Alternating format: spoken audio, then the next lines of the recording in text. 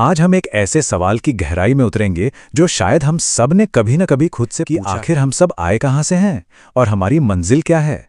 ये एक ऐसी दार्शनिक यात्रा है जो हमें हमारे अस्तित्व तक ले जाएगी। सोचिए जरा, इंसानी सभ्यता की शुरुआत से ही हम इन सवालों से जूझते आए हैं। हम कौन हैं? हमारी इस यात्रा का शुरुआती बिंदु क्या है और इसका अंत कहाँ होगा? ये वो सवाल हैं जो हमारे होने के एहसास की बिल्कुल नींव हैं। और देखिए, आज की हमारी पूरी चर्चा का जो सार है वो इसी एक शक्तिशाली विचार में छिपा है कि हम चाहे कितने भी अलग क्यों ना दिखें, हमारी शुरुआत एक ही है और हमारी मंजिल भी एक ही है। चलिए इस गहरे सच को थोड़ा और समझने की कोशिश करते हैं। तो सवाल ये है कि ये एक स्रोत आखिर है क्या? वो शुरुआती बिंदु कौन सा है जहां से हर चीज ने जन्म लिया?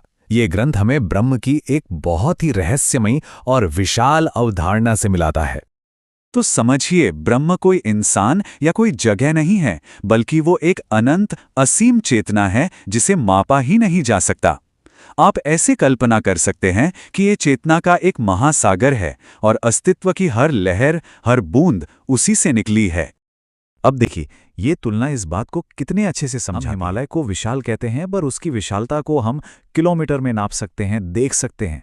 लेकिन ब्रह्म की विशालता वो दार्शनिक है, वो हमारे मन और बुद्धि की पकड़ से भी परे है। वो सचमुच में अनंत है। फिर ये सवाल उठता है कि भाई इस इतने बड़े ब्रह्मांड को बनाया ही क्यों गया? इस ग्रंथ के मुताबिक इसकी वजह थी उस परम चेतना का गहरा अकेलापन। सोचिए, उस एक परम शक्ति ने अपनी खामोशी को तोड़ने के लिए, अपने ही प्रतिबिंबों के साथ एक दिव्य खेल खेलने के लिए इस पूरे ब्रह्मांड की रचना कर डाली। और जानते हैं, यही विचार हमें एक बहुत ही खूबसूरत और गहरी सोच की तरफ ले जाता है कि हमारा ये पूरा अस्तित्व, हमारे सुख, हमारे दुख, ये सब कुछ एक बहुत बड़े, एक दिव्य नाटक का हिस्सा। इस ब्रह्मांडीय नाटक को लीला कहा जाता है। मतलब एक ऐसा दिव्य खेल जिसमें वो एक परम चेतना खुद को अनगिनत किरदारों में बांट लेती है।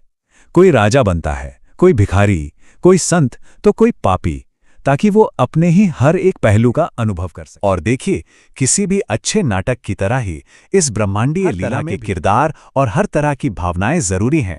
अगर सब सुखी ही होंगे तो कहाँ आएगा?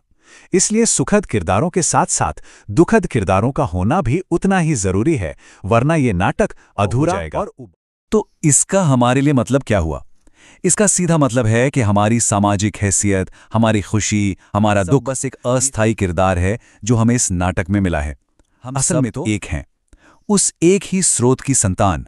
कोई भी ऊंचा नहीं, कोई भी नीचा नहीं, सब। लेकिन ये नाटक सिर्फ बाहर की तरफ फैलने के बारे में नहीं है। नहीं, इसमें एक बहुत शक्तिशाली वापसी की यात्रा भी शामिल है।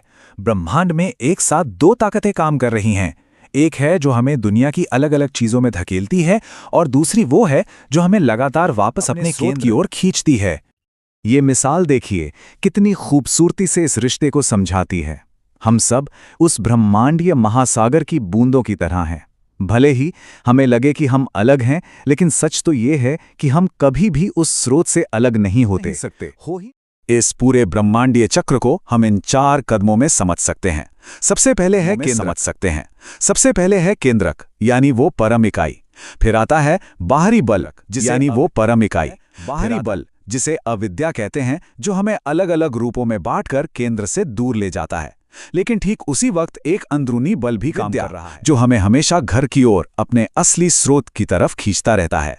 और आखिर में वापसी की यात्रा का मतलब है इस अंदरूनी खिंचाव के प्रति जागरूक होना और उस रास्ते पर चल पड़ना। तो ठीक है, इस वापसी की यात्रा को होशपूर्वक कैसे पूरा किया जाए? उस अंदरूनी खिंचाव का जवाब कैसे दिया जाए जो हम सब कहीं ना कहीं महसूस करते हैं? बस यहीं पर साधना की बहुत गहरी अवधारणा सामने आती है।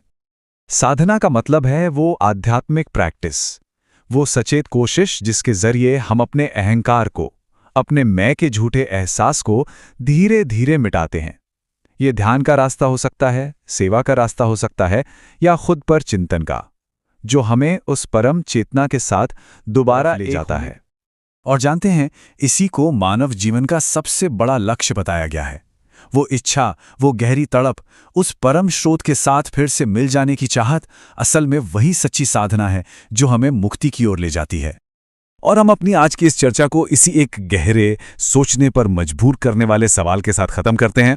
अगर सब कुछ एक ही चेतना के अंदर हो रहा है, अगर हर आवाज हमारे अंदर ही गूंज रही है, तो हमारी ये भौतिक आंखें उस परम सत्य का कितना छोटा, कितना धुंधला सा हिस्सा देख पाती हैं? ये एक ऐसा सवाल है जो हमें अपनी समझ की सीमाओं पर सोचने के लिए छोड़ देता है, उस विशाल हकीकत के बारे में सोचने के लिए जो शायद हमारी कल्पना से भी परे हैं।